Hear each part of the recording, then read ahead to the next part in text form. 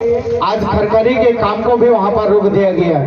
मैं यहाँ के ग्रामीणों को, यहाँ के विस्थापित संघर्ष समिति के मित्रों को भी धन्यवाद देना चाहूंगा कि आप लोगों ने एक बहुत बड़ी अनहोनी होने से रोक दिया और आप लोगों ने 23 फरवरी को निश्चित रूप से खरखरी की जो दूसरी घटना हो रही थी उसको रोकने का काम किया। लेकिन न तो खरखरी की घटना से जिला प्रशासन सचेत हो पाया, न यहाँ के CCL या BCCL की से आप 2-3 चीज करें कि सबसे पहले जिस प्रोजेक्ट में उसका पैसा मुआवजा भुगतान करिए, उसकी नौकरी देने का काम करिए, उसके बाद आप काम चालू करिए। पहला काम तो ये करना है CCL प्रबंधन और राज्य सरकार को भी इसमें सहयोग करना है, जिला प्रशासन को भी इसमें सहयोग करना है। जिला प्रशासन कंपनी का और CCL का एजेंट बनकर काम कर रही है, तो निश्चित रूप से जिला प्रशासन का काम वो नहीं है। जिला प्रशासन और जिला प्रशासन के पदाधिकारी जनता के लिए है, जनता का नौकर है, जनता के हितों के और उसके अधिकारों की रक्षा के लिए है। तो निश्चित रूप से जिला प्रशासन का पहला काम है कि वो CCL से जो 700 एकड़ गरमजवा जमीन जा रहा है, निश्चित रूप से उसकी सरकारी मान्यता दिलाए, उसका मुआवजा दिलाने का काम करे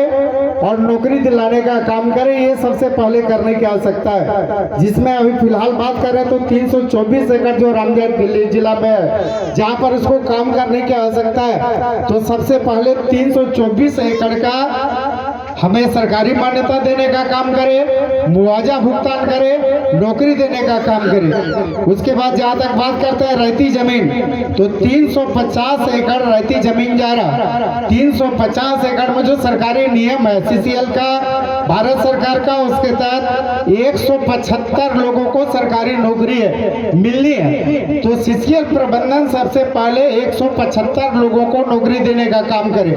और अभी जो तत्काल बात करते हैं तो उसमें 64 एकड़ रामगढ़ जिला में, तो 64 एकड़ का मतलब सरकारी जो नियम है उसके तहत ही 32 लोगों को सरकारी नौकरी देनी है। तो सबसे पहले CCL प्रबंधन जो 350 एकड़ जमीन जा रहा है, 175 लोगों को आप सरकारी नौकरी की नियुक्ति पत्र देने का काम करो।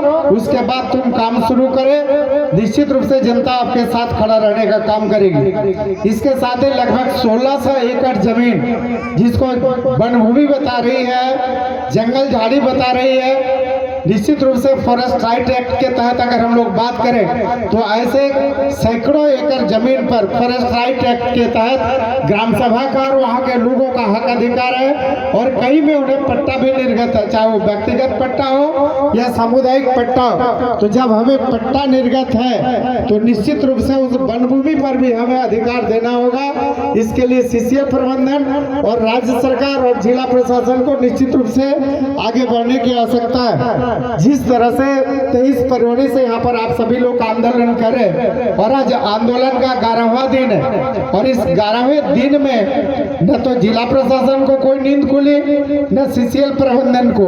तो सबसे पहले इसको संज्ञान में ले, सरकार संज्ञान में ले, जिला प्रशासन संज्ञान में ले, CCL प्रबंधन संज्ञान में ले और लेने के बाद सबसे पहले ग्रामीणों के साथ, संघर्ष समिति के साथ बैठक करें और लैंड एक्विजिशन एक्ट के तहत जो मेरा हक और अधिकार है उसको देने का काम करें, मुआवजा देने का काम करें, नौकरी देने का काम करें। उसके बाद आगे बढ़े, अन्यथा ये प्रोजेक्ट किसी भी स्थिति में विस्थापित संघर्ष समिति के साथ हम लोग शुरू नहीं होने देंगे। सभी दल, सभी राजनीतिक दल, सभी लोग ग्रामीणों के हक अधिकार के लिए आज जिस तरह एकजुट होकर एक मंच पर खड़े हैं, आगे भी हम सभी लोग एक मंच पर खड़े रहेंगे।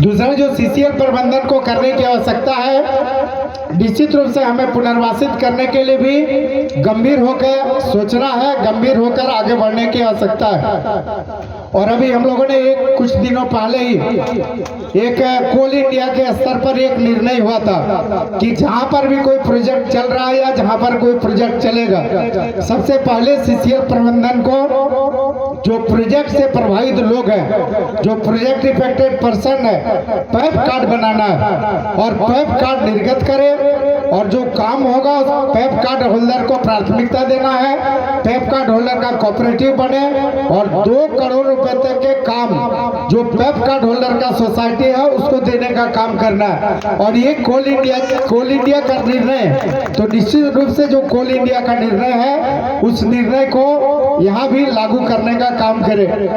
तो निश्चित रूप से आज सुपाठी आपके साथ है, माननीय सांसद आपके साथ है, माननीय विधायक आपके साथ है। निश्चित रूप से इस आंदोलन में जिला प्रशासन को आज जो एजेंट बनकर कंपनी की तरह काम कर रहा है उसको कंपनी के एजेंट नहीं बल्कि पब्लिक का एजेंट बन के पब्लिक के हित में पब्लिक के लिए काम करने की आवश्यकता है। और निश्चित रूप से इस मामले को लेकर राज्य सरकार भी संज्ञान में ले, जिला प्रशासन भी संज्ञान में ले और लगातार जो 23 फरवरी से यहाँ पर धरने पर बैठे हैं, इस मामले को सरकार और प्रशासन संज्ञान में लेकर सीसीएल प्रबंधन के साथ, संघर्ष समिति के साथ एक समन्वय बैठक हो और शीघ्र इनका हम सभी लोगों का हक और अधिकार मिले, तभी धरना खत्म होगा, अन्यथा यह धरना लगातार चलता रहेगा। इन्हीं शब्दों के साथ आज की इस बैठक में आप लोगों ने इस धरने कार्यक्रम में बुलाया, निश्चित रूप से आप सभी लोगों के प्रति आभार और फिर से आश्वस्त करता हूं कि निश्चित रूप से इस आंदोलन के साथ हम लोग आपके साथ खड़े हैं, आगे भी खड़े रहेंगे जब तक आपको आपका हक और अधिकार नहीं मिल जाता। बहुत बहुत धन्यवाद। आप सब आज इस सभा में पधारे, इसके लिए आप लोग धन्यवाद के पात्र हैं। अब सभा का समापन और धन्यवाद प्रस्ताव पर हमारे विस्थापित नेता हुरदाग के जो 12 दिनों तक की धरना में उपस्थित थे कौशल जी से कहेंगे कि धन्यवाद देते हुए सभा समापन करेंगे। कौशल जी हुरदाग।